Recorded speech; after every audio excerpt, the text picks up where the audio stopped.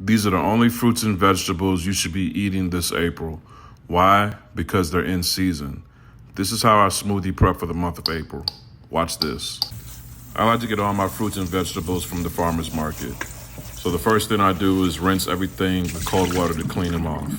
Now, April is the perfect time to reset and refocus on your health goals. It's the beginning of quarter number 2.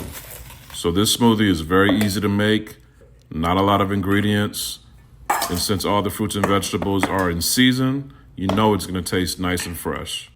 I like to take little Ziploc bags like this and just grab a handful of each vegetable or fruit. So my spinach, my blueberries, my strawberries, and my kale. Just gets a handful of each in each Ziploc bag, zip them up, then I throw them in the freezer, and then when I'm ready to drink one, all I gotta do is pull them out, grab my blender, and I'm ready to go. Now here's my smoothie recipe, y'all. Coconut water, chia seeds.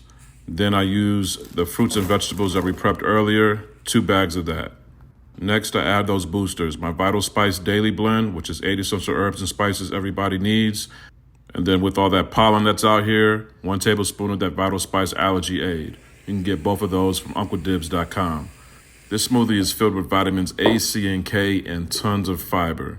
Let's start quarter number 2 off on the right foot, y'all. Full recipe is available in the comments or go to the link in my bio. That's good, shorty.